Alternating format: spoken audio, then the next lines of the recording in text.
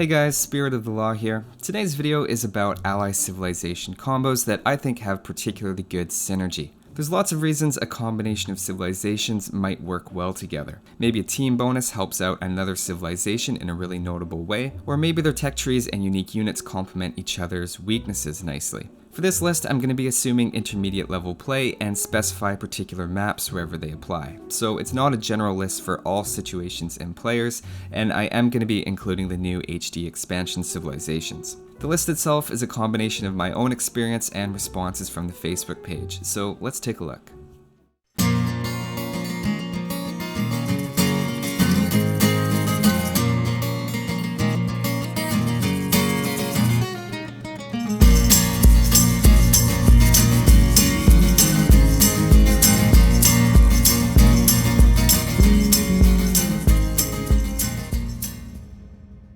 Starting off at number 10, we have Britons, Celts, Huns, and Goths. The novelty of this combination is that all of their military buildings work 20% faster, thanks to their combined team bonuses, so everyone gets a leg up in making a balanced army. It's also nice because 3 of those 4 civilizations are strong in the early game, so it's worth a mention at the start of the list, but as you'll see, there's some even more powerful specialized combinations coming up. Number 9 is Mayans and Saracens in the expansions, because in this case, the Saracen bonus isn't completely useless. In normal situations, crossbows are pretty slow to take out palisades and houses, but the Mayan archer line after their Castle Age tech and their Saracen ally bonus gain an extra 8 damage against buildings, which makes them at least a bit unexpected in how much damage they can do. And a decent sized group of them can take out palisades, farms, houses, and even gates and walls in a reasonable amount of time. Just look at the difference in this scenario after 2 minutes of archer rating. That's because the Mayans with Saracen allies are doing 8 damage to most buildings instead of just 1.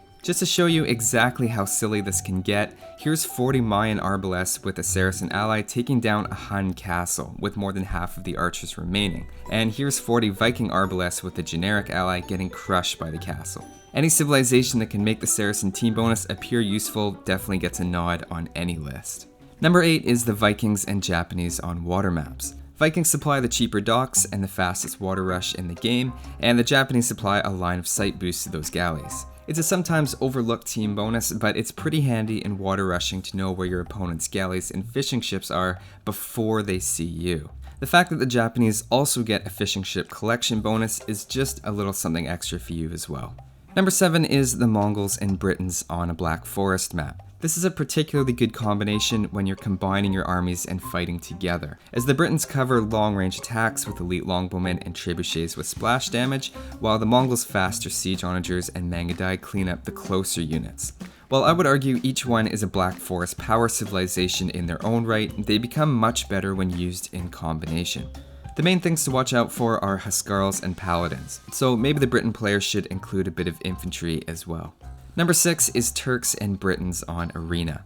This is especially true when the Turks player is going for a fast Imperial into hand cannoneers, since not only is it being helped by the Britons' faster archery ranges, but also the Turk free chemistry and 15% gunpowder creation speed. If the Britons player can help out with a bit of slinging for the Turks player, that means they hit Imperial with some spare resources on top of the free chemistry, and they can start making hand cannoneers that are created in under 23 seconds, instead of the usual 27 for Turks and 34 for everyone else.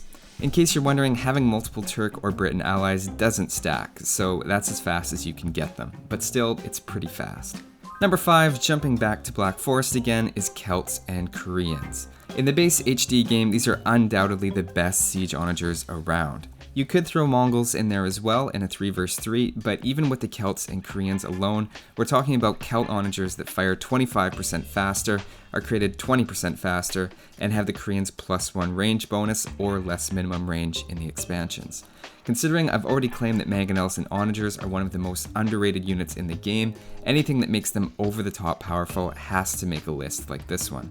Number 4 is the Huns, Franks, and Persians on land maps in HD. Obviously, the strategy is going to be a collective night rush. Just look at how many bonuses the whole team's knights are getting here. They're created 20% faster, they have +2 line of sight and +2 attack against archers. The Frank player creating knights also has free bloodlines and maybe the best night rush in the game. In the expansions, you could swap out the Persians and their team bonus in exchange for the Berbers and their cheaper knights, but personally I prefer the idea of everyone's knights getting +2 attack than the extra couple of knights from the Berber player. The only knock against the strategy is how obvious it is that you're going for it with these civilizations, and everyone is going to see your strategy coming from a mile off. Still, they might be caught unsuspecting of how powerful the knights end up being. You could even add in the Teutons in a 4 vs 4 to get the conversion resistance, since monks are a pretty strong counter to knights. Now those would be annoying to have running around your town. Number 3 is Italians and Goths, either on deathmatch or arena. Italians allow the condottiero to be built at an ally barracks, and Goths make anything in the barracks at more than double the speed of anyone else, which is especially crazy with condottieros, since they're already created quickly in general. In the context of some other Goth units, champions are created in about 6.6 seconds, Huscarls in 5 seconds, and condottieros in 3.5 seconds each. It's too bad the unit itself isn't great, but sometimes numbers win battles.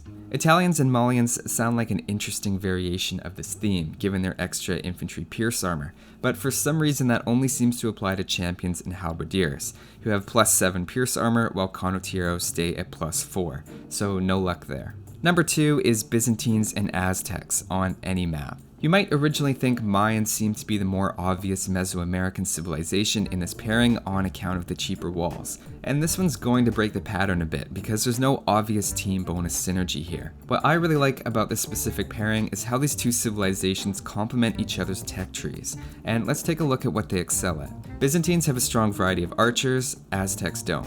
Aztecs have strong infantry, except for missing the halberdier, but have access to the eagle warrior. Byzantines don't have the eagle warrior or particularly strong infantry, but have the cheapest halberdiers in the game. Aztecs don't have cavalry, Byzantines have full cavalry options plus their cataphract. Aztecs have a good early navy, poor late game, Byzantines have a poor early game and a great late game. Both have strong monks, and their team bonuses both support that. Aztecs have siege onagers but not bombard cannon, and Byzantines have bombard cannons but not siege onager. To quickly summarize Aztecs, we might say they're a strong early game aggressive civilization with a strong early economy, and Byzantines are a strong late game defensive civilization with bombard towers and cheap trash units. They feel like opposites to me in every way that two civilizations can be, and if both players are working together, then whatever civilization or unit combo they run into, their expansive combined tech tree is going to have multiple ways to address it. Before we get to number 1, I want to give an honorable mention to Spanish and Incas.